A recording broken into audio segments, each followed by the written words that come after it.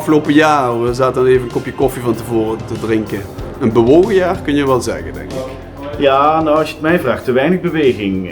In ieder geval in de hotels te weinig beweging. Dynamiek, verdriet, frustratie, angst, zorg. Het lag allemaal ongelooflijk dicht bij elkaar het afgelopen jaar. Wat overheerst nu op dit moment? Berusting en hoop, oprecht hoop. We hebben natuurlijk net weer te horen gekregen dat de gehoopte heropening van de terrassen en de winkels van 21 april, dat die wat weer wordt verlengd. Ja.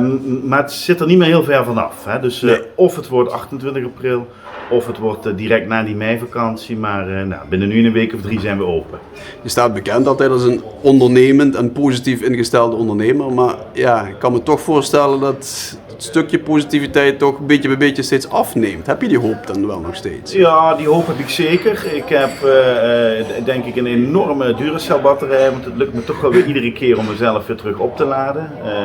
Anders zou het ook niet lukken. En het moet ook. Hè. Het moet ook vooral voor die ploegmedewerkers. We hebben toch zo'n 200 man rondlopen. En we moeten met elkaar zorgen dat we hier doorheen komen. Links of rechtsom. En dat lukt alleen maar door positief te blijven. Hoe hou je die 200 man positief? Ja, lastig in goed Maastrichts. Door heel veel met elkaar te praten. Door toch te proberen die energie te vinden. En dat klinkt heel cliché, maar die vind je door te doen. Dat weet je zelf ook. Als je de hele dag op de bank ligt, dan heb je weinig energie. En als je gaat sporten, heb je veel energie. Maar zo zit dat eigenlijk ook als het gaat over arbeid. Dus wij werken letterlijk met elkaar. Gewoon 's ochtends, arbeidsmorgens, beginnen. En we zijn ongelooflijk hard gaan bouwen. Na een week of 2 was alles wel gepoetst. Ja. Hoe vaak kun je de kitranden snijden en hoe vaak kun je de binnenkant van de lift behangen. Dan blijft er ook niks over. Nee. Dus we zijn gewoon echt met elkaar gaan bouwen. En we hebben op 3-4 plekken tegelijkertijd grote verbouwingen geïnitieerd. Voor een groot deel met eigen mensen gedaan. Zo, op welke locaties? Op welke locaties heb je dat gedaan? We hebben hier in het Townhouse Hotel waar we zijn, hebben een mooie boutique spa gebouwd in het Souterrain. We hebben aan de overkant van de straat, het oude Sint Maartensleen, hebben we rigoureus verbouwd. Alles erin, alles eruit. Dat heet nu Townhouse Apartments. We hebben echt een prachtig concept van gemaakt. We zijn in Eindhoven aan het bouwen. Daar zijn we aan het uitbreiden met 10 kamers. En een grote fitness en een mooie wellness aan het realiseren. We hebben commitments aangegaan om hotels te bouwen in Den Haag. We zijn een prachtige kapsalon aan het bouwen aan de andere kant van de stad, bij het Mabi Hotel. Dus ja, kortom, we zijn eigenlijk op alle gebied en zo'n beetje op alle locaties zijn we hard aan de slag. En dan toch niet in deze tijden denken van nou, ik zet even de rem erop. Ik kijk even de kat uit de boom wat de komende maanden gaat gebeuren. Nou, dat was de eerste reactie, de schrikreactie. Dat hoort van iedereen wel aan. Bij lockdown 1, wat gebeurt hier? Dat was een nieuw fenomeen. En bij lockdown 2 wisten we al ongeveer hoe lockdown 1 was verlopen. Ja. En ik had wel altijd het vertrouwen, gewoon intrinsiek ook, dat dit ooit goed zou komen. Het ging toch niet zo zijn dat de overheid en inmiddels een beetje de hele internationale gemeenschap dit zo ver zou laten komen dat het uiteindelijk niet goed zou komen. Ik heb ook altijd wel het vertrouwen gehad dat mensen blijven reizen. Dat zit inmiddels zo in ons DNA. En we zijn allemaal horeca verslaafd inmiddels. Dus we blijven allemaal dat koffietje kopen, we blijven allemaal uit eten, we willen allemaal dat glaasje wijn drinken of die lekkere vegan bitterbal. En dat gaat niet meer weg. Dus ik heb altijd het vertrouwen gehouden dat dat goed zou komen. Vanuit dat vertrouwen ook het gewoon aangedurfd om te zeggen, we gaan juist nu, niet die hotels leeg zijn, nu we de medewerkers letterlijk werk kunnen bieden, juist nu gaan we die verbouwingen doen. Oké. Dat reizen, komt dat dadelijk ook, als het weer mag, heel snel terug, denk je? Iedereen roept de laatste jaar lokaal, maar hoe lokaal blijven we als het weer mag? Als het weer echt mag, dan gaat dat binnen een maand, zit iedereen weer in het vliegtuig. En ik weet dat er mensen zullen zijn die zeggen, wat zegt u nu?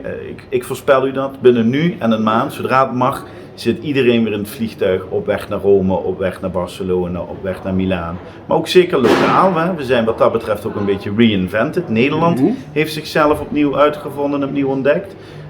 Maastricht is natuurlijk toch en blijft het stukje Parijs in Nederland. Dus ik heb er goed en veel vertrouwen in dat het ook in Maastricht straks uit zijn voegen barst.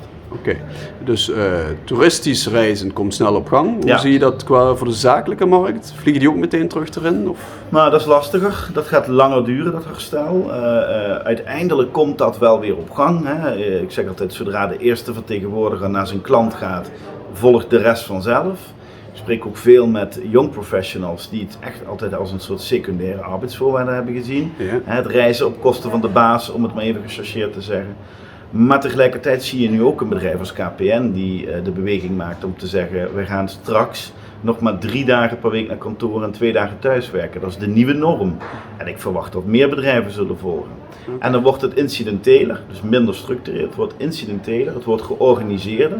Het zal eerder in groepsverband worden dat bedrijven gaan reizen. Dus je gaat elkaar echt in zaaltjes zien, ontmoeten. En met elkaar een borrel doen en een overnachting. Ja. Dus het krijgt veel meer een soort incentive karakter. En als je dan, je hebt hotels door heel Nederland, verwacht je verschillen in de wederopstanding, om het zo maar te zeggen, van de hotelmarkt? Het verschil Amsterdam-Maastricht bijvoorbeeld? Ja, zeker. Maastricht gaat heel snel, heel hard vollopen. Ik verwacht dat vanaf medio mei. En dat gaan we doen tot en met december. Want dan hebben we zo'n beetje alle evenementen en seizoenen te pakken, tot en met Magisch Maastricht. En dan zie ik vanaf januari in Maastricht een uitdaging ontstaan.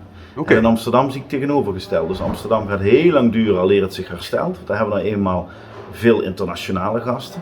Ja, je hoort veel steden, je hoort veel sectoren nu zeggen, ja, we moeten nu die tijd gebruiken om ons te herontdekken, te heruitvinden. Wat willen we eigenlijk? Ja, je hebt hotels door heel het land, maar goed, je bent Maastrichtenaar, we zitten nu in Maastricht. Ja.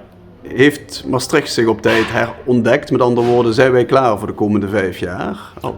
Nou, ik ben daar oprecht bezorgd over. Dus ik ben ervan overtuigd dat wat betreft ons leisure aanbod, dus die toeristische gast, nou, dat hebben we goed voor elkaar met elkaar. Met wie ik ook praat, iedereen vindt het leuk en fijn om een weekend Maastricht te doen. Ja. Dus die zorg zit niet in de weekenden, die zorg die zit door de week.